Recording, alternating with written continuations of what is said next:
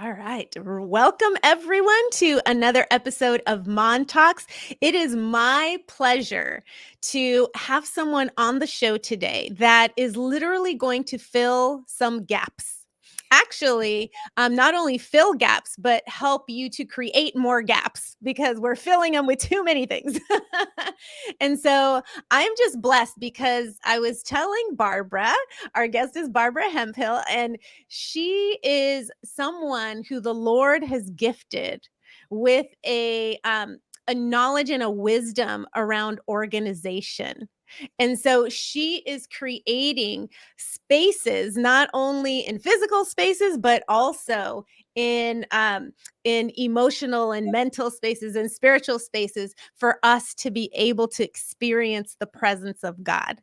And I believe as we chat and we do more, she's going to be just showing us how you could have less clutter and more life, which is kind of her signature way to come out in the world, her signature message. So welcome, Barbara. I'm so excited to have you here. Oh, thank you, Monica. I'm happy to be here. I love to talk about this because we are a world that is just inundated with clutter that is preventing us from accomplishing our work and enjoying our lives. And that's God intended us to do great things, and we can't do them when we're buried in any kind of clutter. And my business, Productive Environment Institute, that I founded is based on 4 words: clutter is postponed decisions.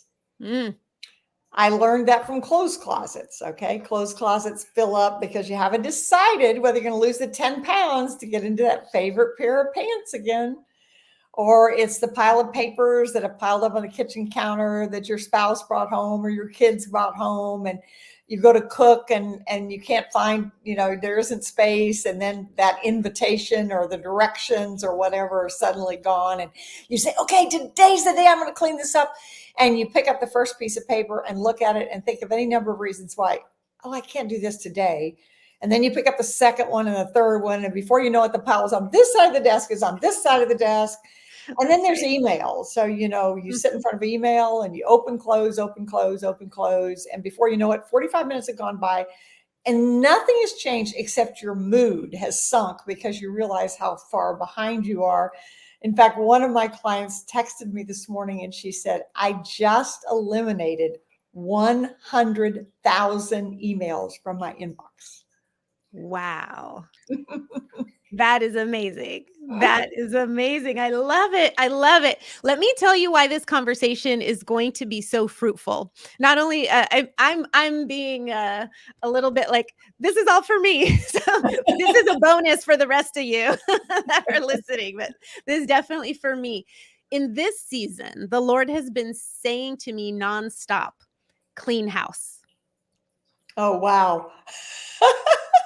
Yes. I just got goosebumps. I mean, Yes. it's like the Holy Spirit saying, okay, this is a God ordained moment. And it's so interesting how that happens. Saturday, I went in to have a pedicure and I had taken the book Revealing Revelation. And I was reading it, and a woman sat down next to me. He says, what are you reading? And I told her, she said, oh, that's a scary book. And I said, oh, no, it's not. It's really very hopeful. And we continued to talk. And then she said, I'm a hoarder. My grandchildren are not allowed to spend the night with me because of all of my stuff. And she looked at Wow. me and she said, this is like God sent you. I mean, God does send us on appointments. It's amazing. It really is. He's always on time, and Yeah. it's just on us to make sure we're there for that appointment. And so that's why I'm so excited about this conversation, because if the Lord has been saying that to me nonstop, and I've been doing, I have 8 children, I have a business, I have a husband, and dogs and cats and all of the things. And so I think I can relate to most people out there where it feels like there's no time to relieve clutter. And so you just put it like we were talking earlier, just, you're putting it to the side and doing different things. So I would love to hear your story of how you came to this revelation that this was important in the first place. Well, in 46 years ago, actually, last month, June, was the 46th anniversary of a $7 ad that I ran in a New York City newspaper to start this organizing business. And it was because my first husband and I lived in India. We adopted 3 orphan children, the youngest of whom was mentally disabled. We moved back to New York City. My husband worked for a nonprofit and didn't make enough money to pay for living expenses. So I needed to bring in income, but I wanted my children to be first. And I decided the only way to do that was to find a problem in the world that I could solve that people would pay me for. So I sat on the playground and listened to people talking. And I grew up on a farm in Nebraska, so I used to follow my daddy around. So I was pretty handy. So I was going to do we lived in a complex of 5 high rises. And okay, I could do a handy girl kind of thing because I could do, but in New York, you have to be part of the union. Well, I couldn't do that. So I sat and listened, and I heard people talking about clutter and disorganization, about not filing their income taxes because they couldn't find the receipts, or fighting with their children about the clutter in their office, or fighting with their spouse about the clutter on the kitchen counter, or always being late, or not having enough time, or whatever. And I thought, they didn't have my mother, because let me just say, listeners often assume, oh, she's just naturally organized. No, that's not it. Number one, I was diagnosed in my 40s with ADHD. I was trained as a musician. I'm an artist. I like to start things. I don't like to finish things. I like the big picture, and I don't like the details. So I can make a mess with the best of them. But we grew up in the second floor of a tenant farmhouse, and I can still hear my mother saying, if you're going upstairs, take something with you. It was like there were systems, the way we did things. And in our company, we use the acronym for system of saving you space, time, energy, and money. Every time there's something you need to do repeatedly. For example, one of the things that as we age becomes an issue is taking all the supplements and vitamins and all those things. And there are different days and different times. And well, it's like, if you don't have a system for it, you end up not taking it, or you take the wrong ones and then you run out and you don't have it because you didn't get the refills and all of that. I mean, that's one example. Or even I think about laundry. I remember the house we live in now, I moved into 27 years ago, I guess it was, and we built this house of our dreams. And one night I was doing the laundry. I hated doing laundry. And one day I thought, Barbara, you are going to have to do laundry for the rest of your life.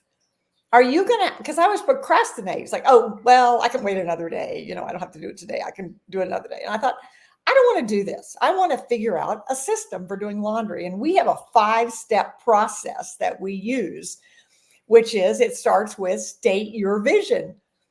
So it's like, okay, if your countertop were organized, or if your life were organized, if you had a system for your laundry, what would it look like? What would it feel like? What would you be able to do? You have to make it come alive. And then step 2 is identify your obstacles. What's preventing that? And one that comes up is one you mentioned, time. I never have time. But the irony is you don't have time because you have clutter. So so time is one, and not knowing how to do it is one. And it's boring. I don't want to do it, or I don't want to offend someone. Oh, Christian women struggle with this so much. My closet is full of all these clothes, and I want to be responsible. I don't want to just put them in a donate box. I want to make sure that the right person gets them. And then there's 3 is your resources. Okay, so how much time are you willing to invest in this? And we can come up with a plan, whether you're going to use 10 minutes a day, or whether you're going to want it done in 6. Right now, I just took on a new client that's going to climb Mount Kilimanjaro in 60 days. Wow. And so she said, we came up with, we're going to clear the clutter mountain before she climbs Mount Kilimanjaro. I love it. And then step 4 is design and execute your plan. So it's in order to reach this vision, overcoming these obstacles with these resources. Here's our plan. This is what we're going to do. My daddy used to use the phrase, he was a farmer, and he used the phrase, where the rubber meets the road.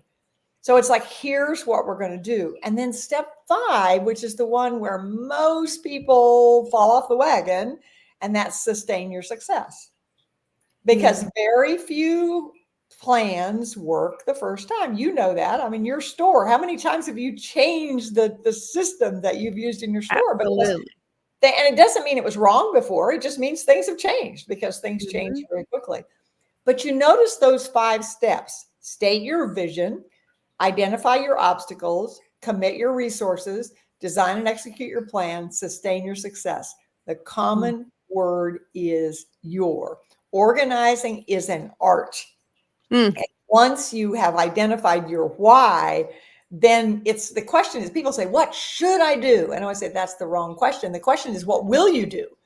Mm. Because if your vision is high enough, then you will figure out a way to do it. So the woman I talked to when I was getting a pedicure said, my grandchildren aren't allowed to come and visit me because of my clutter. So her why is, I need to eliminate this clutter so I can build a relationship with my grandchildren. That's right.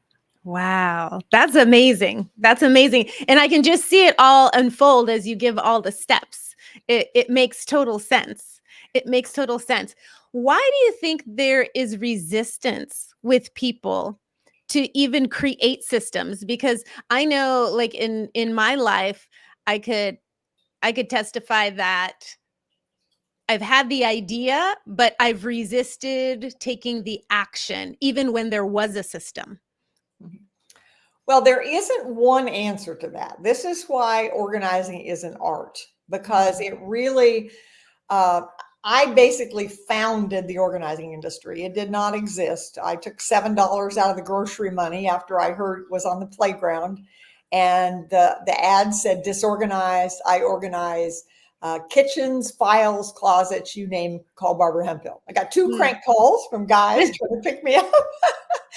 And the third call was from a 55-year-old widow whose husband was an attorney. He had died suddenly. He was a solo practitioner and had left piles of paper everywhere, both at home and at his office, and she didn't have a clue what to do. And so that's how I started helping her. And so the industry did not exist. And I moved from New York to Washington, D.C. I went to the Small Business Administration to ask them to help me start my business. And they laughed me out of the room. They said, this is not a business. Nobody pays for organizing closets, cupboards, and kitchens. And I think today it's the residential industry alone is like $11.6 billion or something Wow. like that. So it's a big problem. I mean, so the question is, what is the resistance? And the resistance is because, number one, people think that if they just got organized, they could do everything, keep everything, have everything. And that is a lie from Satan. Mm. Wow. So that's number one. Secondly, you have to believe that you can change. So someone asked me recently, can you help me? And I said, that's not the question. The question is, are you willing to help you? Because nobody can do it for you. And there's an organizing industry. I was the founder of the National Association of Professional Organizers, and there are thousands of organizers now. And many times the people that I train come in after other organizers. And the reason is that the majority of people in the industry, they go in and organize it for the client. And it never works Mm. because it's not their system. So this is more about figuring out, what is it? Why are you getting organized? What will you do? How can we make this so that you can do it? And we're resistant because there's a whole bunch of reasons. In fact, in my book, Less Clutter, More Life, the premise of which is that physical and digital clutter is a symptom of emotional and spiritual clutter. And there's a list of 14 obstacles. And it's things like, organizing is boring. It is. It doesn't last. That's true too. It's like, I'm afraid I'll make a mistake. I'm afraid I'll offend somebody. Oh, this was given to me by my mother or my favorite friend or my aunt, and I don't want to offend them by giving it away. Or this is valuable, and I want to make sure it gets a good home.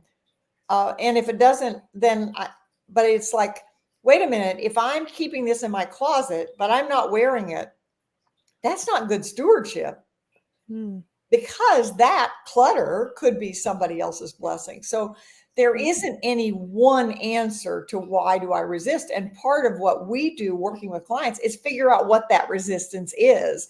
And one of the things that I've learned over and over is that when people have trouble letting go, without exception, if I ask enough questions, you will always find that there's been an emotional loss. Mm. My first book was called Taming the Paper Tiger. It was 1992. I was in New York City autographing books at Barnes and Noble, and I made that statement. And a young man, probably in his 20s, walked up to me and he said, "My apartment is full of paper. I haven't had anybody in it for months." He said, "I come home from work at night and I say, okay, tonight's the night I'm going to clean it." And he said, "I start sorting the papers on my bed." And he said, "I literally become physically paralyzed."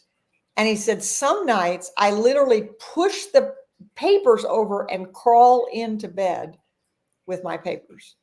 And then he looked at me and he said, "My mother died when I was 6. Are you telling me I have to deal with the emotion of dealing with my mother's death before I can clear the clutter?"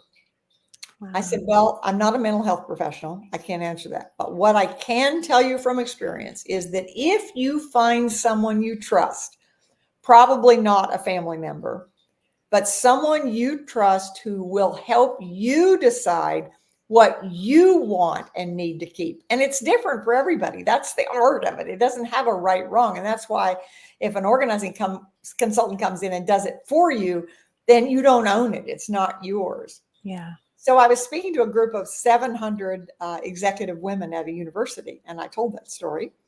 And a woman walked up to me and she said, "You just saved my marriage." Hmm.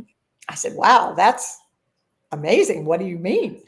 She said, "I came to this conference with the intention of going home and telling my husband, to whom I've been married for 13 years, that I'm leaving." Because she said, "He's a pack rat and I have allergies. And all this stuff is piled up and I can't get the dust out and I can't clean it and he won't let go of anything." And then the tears started coming down her face and she said, "I never realized until I heard you that it wasn't that he wouldn't let go, but that he couldn't let go. His mother died when he was 7." Mm. So I said, "May I make a suggestion?" And she said, "Yes." And I said, "Go home and say something to the effect of, 'I never understood before how important all this is to you. Let's figure out a way that we can keep it and still live together.'" And I stayed in touch with them for about 8 months, and the dynamics completely changed because God has a sense of humor. Most of us are married to somebody who feels about clutter very differently than we do. That's just the truth in most cases. And what happens is the more someone tells you you don't need that, the more you hang on, and it makes it worse. And I have had people come up. I'm giving speeches at events and my books will be back there. And somebody come and say, "I'm buying this for my wife," or "I'm buying this for my husband." I will not sell it to them. Because I say, not only will it not help the problem, it will make it worse. Because if someone does not want to change, you can never do anything to change it, except by being a good role model. And when you do yours, and when I first started in homes, I would go in and people would want to start with their children's rooms first. I say, no, because you don't have any right to say to your child, "Clean up your room," when they look at your bedside table or your office or your counters and see what a mess it is. So it has to start. Wow. Oh, okay, parents. Ouch, ouch. Barbara's coming in with rapid fire. Well, here's the interesting thing. I have a new client right now, and she has a terrible time with clutter. She's like me. She's a business owner. She's an entrepreneur, likes to start things, loves involved in lots of things, loves lots of people, connects lots of things, and just doesn't have time to get organized. But she has a 13-year-old daughter who she calls, I don't know if she is, but she calls her obsessive compulsive. So guess what? We're working with the mother and the daughter together for them to come up with an agreement about the daughter helping the mother with her home office. And they are both thrilled. Wow. That's amazing. I love it. I love it. I love it. Oh, I know I can already tell that you just have such just a wealth of experience. And lots of times, you can read a book and learn about something, but it's not until you walk it out, right? Just like they say with swimming. I can hand you 20 books on how to swim, but until you jump in the swimming pool, you're not going to learn. And so I can tell that you have this just wealth of experience because of time and just meeting all different kinds of people and scenarios and situations.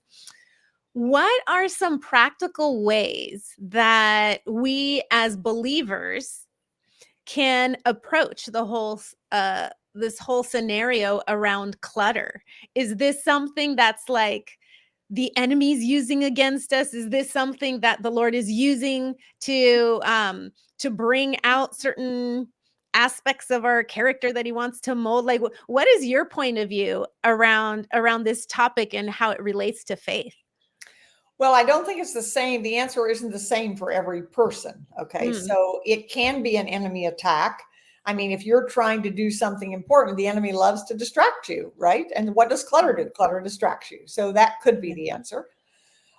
In some cases, I think in all cases, in fact, I do a presentation at churches called Clear the Clutter for Christ. mm, And our church did many years ago. Our church, I suggested to our pastor that we do an event on Saturday that we called Clear the Clutter to Christ for Christ. And we invite any my husband thought I was crazy. Like, nobody's going to come and do this.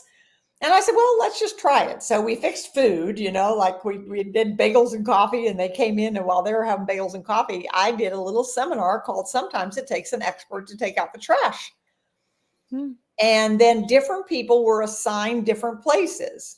And it was like, if in doubt, keep it. We weren't taking any risks at all. We were just saying, look around and see what makes sense here. And so we put out 6-foot tables in the fellowship hall. And when people found things that didn't look like they belonged there, and didn't like they were helpful or they were broken or whatever, they put it on there. And then the pastor for like the next 3 weeks would announce to people, go and look in the fellowship hall on the tables and see if there's anything in there that you need. And one woman says, oh, there's the lid to my casserole. I've been looking for this for 3 years.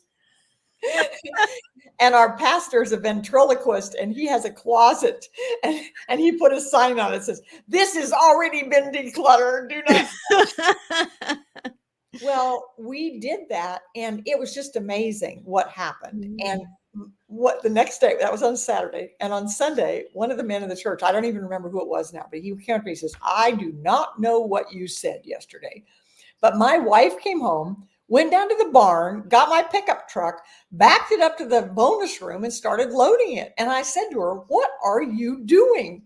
And she said, I'm getting rid of all this clutter. And he said, are you sure? And she said, yes. And off she drove. I think we all need pickup trucks. And there's also what I call the cost of clutter. Okay. So it's not a moral issue. I mean, you can keep everything you want if you're willing to pay the price. The price is time, space, money, and energy.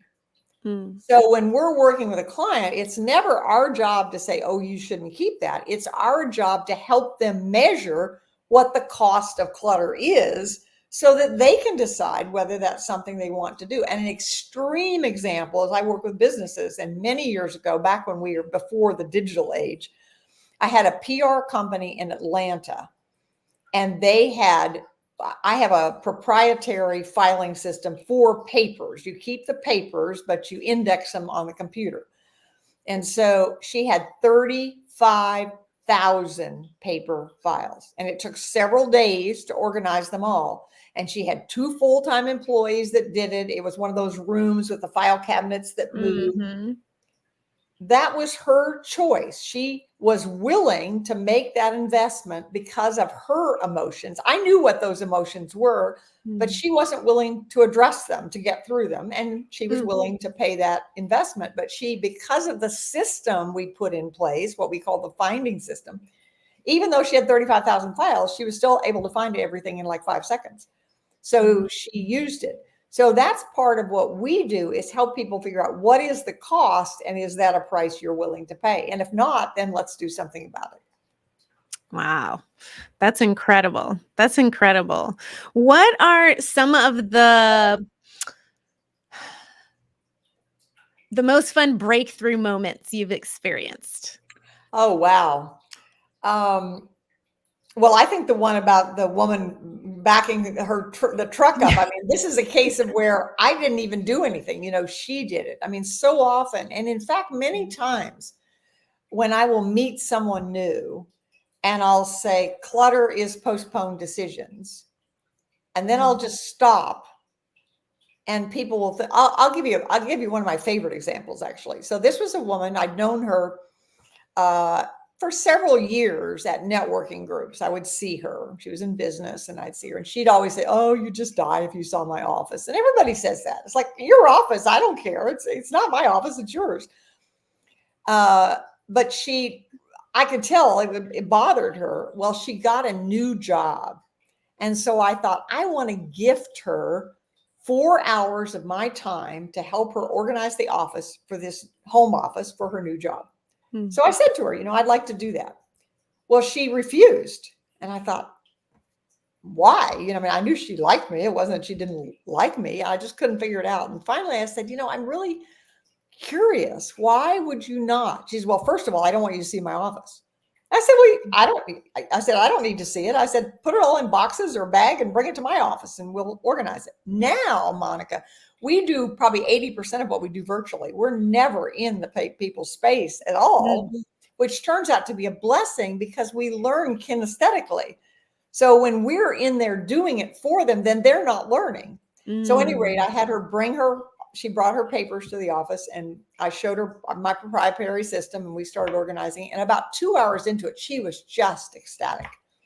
And I said, okay, I have to ask, why did you wait so long to ask me? And she said, well, I hired 3 organizers in 2 states and paid over $10,000. And I was worse off than I was when I started. Wow. And I said, so can you tell me what's different about what we did? And she said 2 things.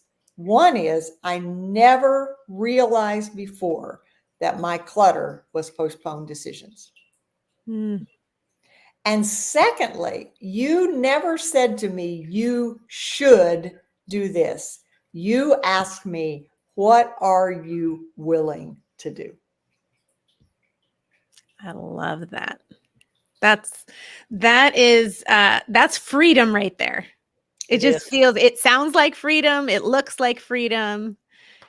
It is freedom. It is. And getting rid of clutter is freedom. That's what always happens. We do events in companies. We call them, depending on the company, like I did a state office recently, we called it a productive environment day. But if we go into a more entrepreneurial culture, we call it a productivity party. And it's an event, and we bring in recycling and shredding, and we make a place called Trash to Treasure, which is where you can put flower vases and personal books and coffee pots and things like that aren't being used. And then a place called Staging Area, which is, this is in my office. It belongs to the company, but I don't need it and I don't know what to do with it. And so then we give prizes for the funniest thing, the most valuable thing, the most worthless thing. And then that day we said, okay, you have one job only today, and that is to go through your office as fast as you can. And these are good questions for the listeners. Does this, whatever it is, help me accomplish my work or enjoy my life? If it doesn't, it's clutter and you can't afford it. So then they had a place to put it so they could recycle it or shred it or put it in the staging area or whatever. And we do that. And people are just, at first, they, oh, I don't want to do this. I have real work to do. And whatever. And about 2 hours in, they'll say, oh, wow. And then it's like, I'm going home and clean my garage. I'm going home and clean out my attic, because people realize they feel lighter. And I think this is the most, I love what I do because I learn from clients. And I learned this from a client, I don't know, it hasn't even been 2 years ago, I don't think. He had a lot of things because he tested new products. So the new products would come into his house. It was keyboards and earphones and headsets and things like that. And his wife was about to go crazy because the stuff was all over the house. And I said, in all the years I've done this, nobody's ever regretted it. And he interrupted me. He said, I know I won't regret it. But what he said that really was an aha is, I just don't want to go through the emotion of letting go. And that's right. And that's why doing this alone is so difficult. And all the programs we offer now have co-working, where we're actually working on our stuff. We're working on our paper or our email, but we're doing it in community, one with an expert that we can ask questions, but with a community of other people, because there's a lot of shame around this. I feel embarrassed. I'm a smart, creative, successful person. Why do I have all this clutter? And then when you realize that other people have it too, you are free from all that judgment that you've had, and then you're free to let go, and it is true freedom. Do you think, I've heard people say that, they have like a messy desk and someone wants to come in and clean it, and they're like, no, no, no, don't touch anything, because I know exactly where everything is. And Absolutely. this is kind of how I operate. And this is what is your opinion on those types of comments? Oh, I'm glad you asked that, because it's really important. So we have 4 questions to answer. Is it organized? First question is, does it work? Is what you're doing working? So when you look at your desk, and even though it's messy, is it working? Secondly is, do you like it? Sometimes it works, but they don't really like it, but they're not sure what to do about it. But the third one is really important. Does it work for the people it impacts? So that's your family members, your colleagues. And then the fourth question is, can you recover quickly? And what I mean by that is, messes happen. I mean, even people who are very organized, you're sick or you travel or whatever, things fall apart. But if you have systems, you can recover quickly. So if you can recover, it doesn't matter. So one of the questions that I ask people, I just asked someone this a question recently. It's a question that leads to a deep discussion, which is, if you left this earth tonight, what regrets would you have? The answer to that question, Monica, is a form of clutter, because it's something that's preventing you from accomplishing your work and enjoying your life that God intended for you. So many times people will say, the mess I'm leaving my family. Wow. Wow. That's incredible. Wow, what a question. What a question. And I love how you describe that, because it just feels so God. It's taking us out of ourselves, even though it's something that, like, well, this is kind of the way I operate. But then asking the bigger question is, how is this affecting those around me? Really brings in the aspect of community and the body of Christ, and how we help each other. And sometimes there are certain sacrifices that need to be made for the greater good, and to fill the gap, and to make things into kind of a well-oiled machine where we all work together to achieve the ultimate goal, right? Which is bringing the kingdom here. And what does the kingdom look like? Well, I'm God was a God of order. Okay. That's right. God was a God of order. And it is our responsibility to do it. And he also created the body of Christ. And the reason when people have trouble getting organized, I mean, first of all, where would we learn that? I was blessed. My mother was an administrative assistant to the president of a bank for 46 years. So although I'm not naturally organized, I grew up in an environment where that's the way we did things. And I was shocked when I became a mother of young children, and I would go to other people's houses and I couldn't believe what they lived in, because I didn't live that way. It wasn't always neat. And let me just say too, that being organized is not about handle a piece of paper only once. It's not about a place for everything and everything its place. Those are myths. Those are the things that get us off track and say, oh, I'm a creative person, I can never be organized. That's not true. When you're organized, you're more creative, not less creative. And so it's really about the main thing about this is to get rid of the clutter so that you can be and do all that God intended, to be free. Yeah. When you're feeling guilty or sad or ashamed or overwhelmed, that's not what God intended, and you cannot. And the way you get over it is through the body of Christ. It is wise to ask for help, not weak. Interesting. So when you talk about clearing, for example, mental clutter, do you start off with clearing the physical clutter in order to clear the mental clutter, or is there a different way to go around it? Again, it depends on who it is. So the way we work with the client is we have a scorecard that people fill out. It's called the Productive Environment Scorecard.com. You can go to that, productiveenvironmentscorecard.com. It takes probably 5 minutes to fill it out. It then gives you a blueprint for organizing your office. And when I say office, that can be an office if you're in business, but it's also what we call the home office for business and life, because everybody is managing their life. And that is the key. When it talks about organizing your home, the first thing I talk to somebody about is, do you have a command center, a place where you manage the paper and the digital information and all of that kind of stuff? And if you don't, I can guarantee you that that's never going to work.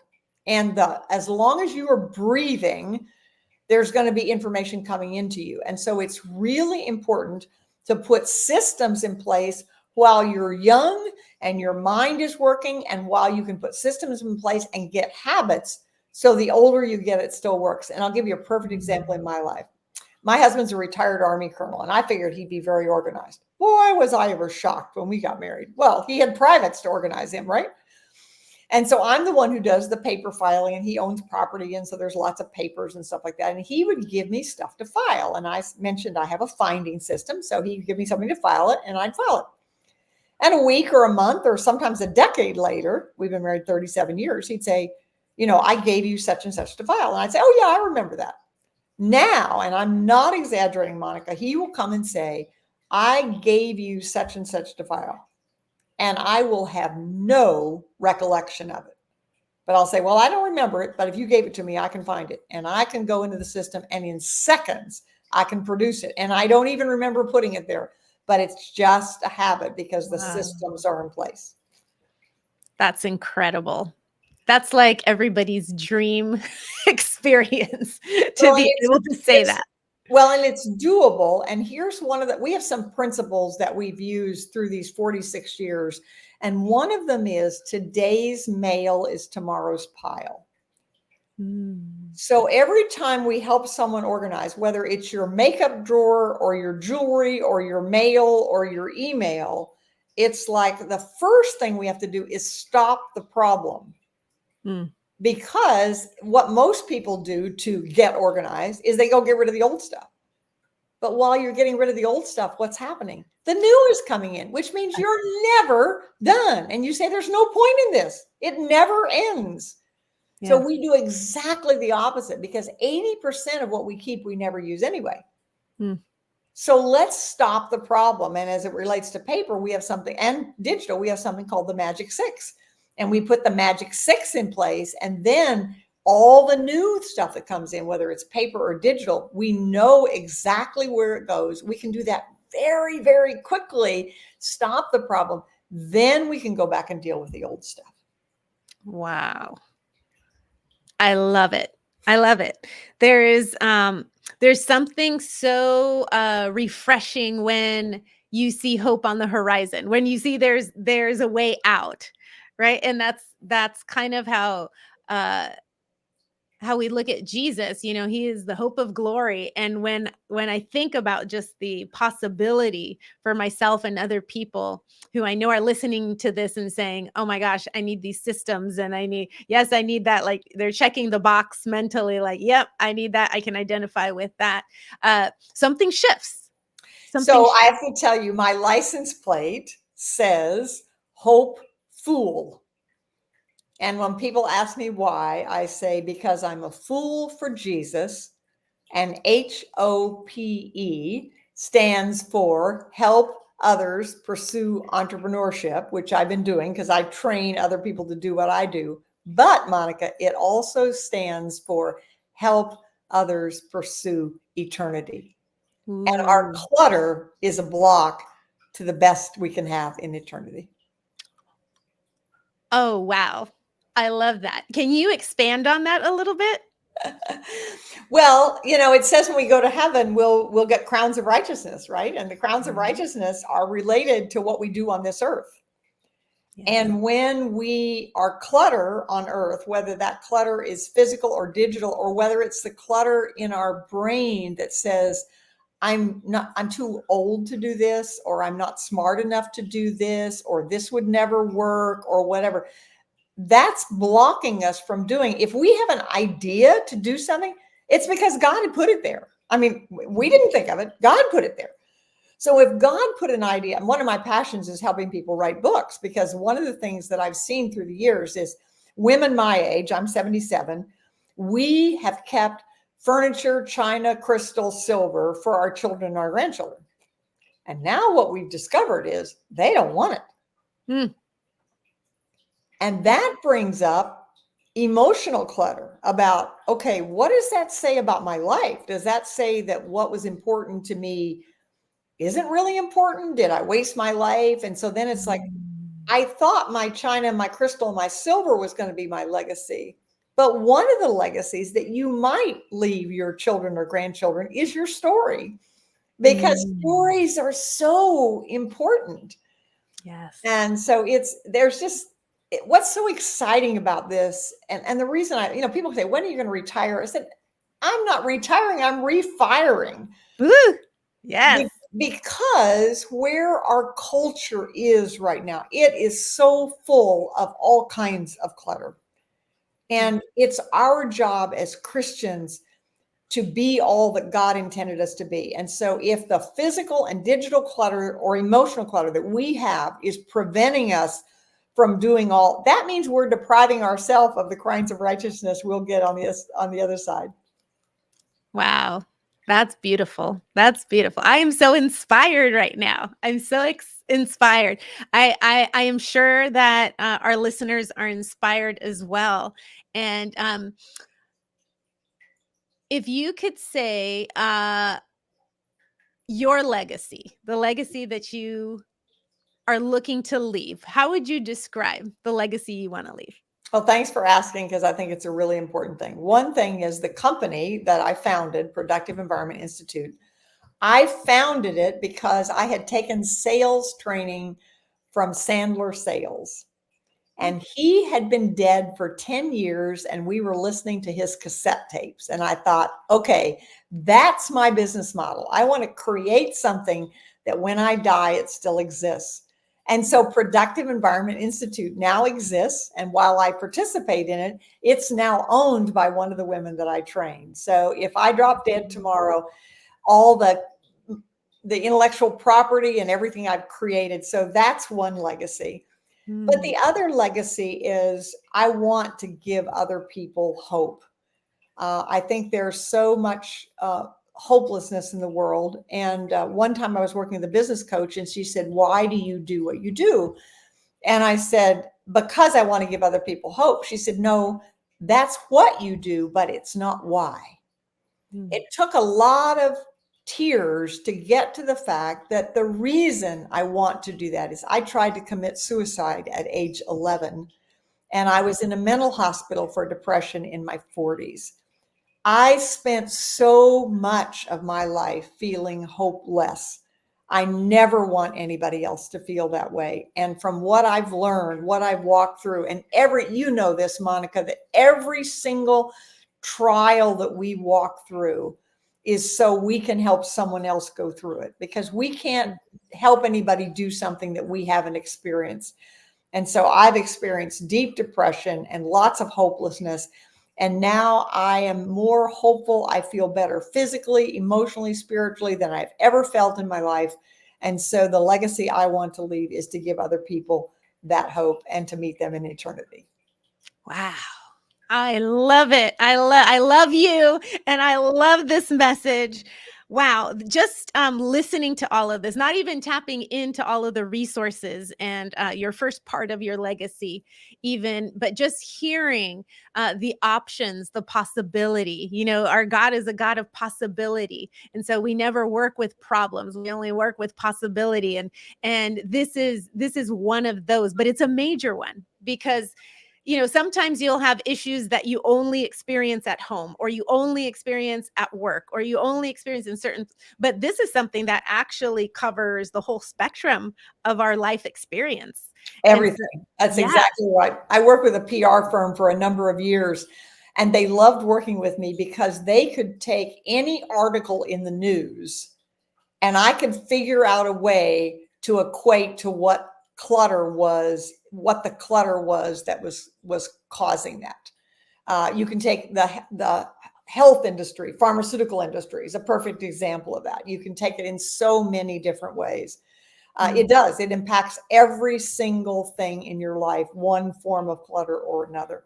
And so it's endless. And it also means that there's no shortage of possibilities for hope. And so one of the questions, and I would leave your listeners with this question: Mhm. what is one thing that has to happen in your life to feel happy with your progress? And when you answer that question, I do a free 30-minute phone consultation with anybody who wants it. And that's the question we will address, because the answer to that is a form of clutter. Mm. And we'll talk about, in that 30 minutes, come up with what we call a productive environment game plan. And productive environment applies to physical, but your brain is an environment, right? And Yes. if your brain is full of, I can't do that, or I'm too old to do that, or that's too expensive, or that'll never work, or my husband would never let me, or my kids won't do that, that's not a productive environment. So whatever the answer to the question is, what is one thing that has to happen in my life to feel happy with my progress, then we can address that and put you on a path to clutter free. I love it. I love it. You guys wrote it down. Make sure so how can our listeners get in contact with you? They can just go to my website, barbarahemphill.com. And on there, you can schedule a 30-minute discovery session. That's a complimentary phone. It can either be phone or Zoom, whichever you prefer. If you like Zoom, we can do that. If you don't like Zoom, we can do it in a phone conversation, in which we can talk about what is that problem that you want to solve. And then I'll point you in the right direction. One of my colleagues calls me God's switchboard operator, because one of the blessings that I have, because I've been in the Raleigh area now for almost 30 years, I know so many people. And whatever problem somebody gives me, I probably know somebody who knows somebody who can help you solve it, even though I don't know how to solve it. I love it. I love it. So you heard it, and we'll also put it in the show notes. We'll put her website and contact information. I would love to see if we can arrange maybe you doing a workshop at the store as well, so we could do like a live event and Oh, see how that would work. I would love to do that. I love to do live events. And what we focus on is that they leave that live event with at least one or more specific actions. And then one of the techniques I do is I love index cards. And by the way, index cards are less expensive than a Post-it note. That little bit of trivia. I give them an index card and they write on it what is one action they're going to take as a result of what they heard, by what time, and how do they best like to be communicated with? Do they want text or phone call or email? And so they give me the card, and then I become the accountability partner, because we're all much more willing to be accountable to somebody else than we are ourselves. Yes, I love it. I love it. Okay, so we will get together and we will put that on the calendar, and I'm sure there are people who are listening who are even out of the area who would be willing to fly in or drive in and be part of that. So I'm super excited. I am so grateful for your time, for your wisdom, for just your heart for others. Your why is so powerful, and I believe that God created you to just push back darkness in so many ways. You know, the physical sense with the things, the emotional part and the spiritual part. It's all intertwined in there, and it's very, very, very powerful, especially for this season where, like I said at the beginning, the Lord has been saying it's time to clean house. Well, I think this is a God appointment for both of us. Absolutely, absolutely. So I cannot wait. I will not say goodbye. I will say until next time, because we'll Wonderful. definitely have to explore some things further. But I'm just so happy that everyone had the opportunity to meet you through this chat, and we will definitely be scheduling another time to go in deeper on some other things and maybe do some live events as well. So thank you so much for your time, Barbara. God bless you, God bless and you, Monica. Thank you for having me. And I love the store. It is such a productive environment. amen. Amen. All right. Until next time, we will All see right. you all soon. Take Okay. care.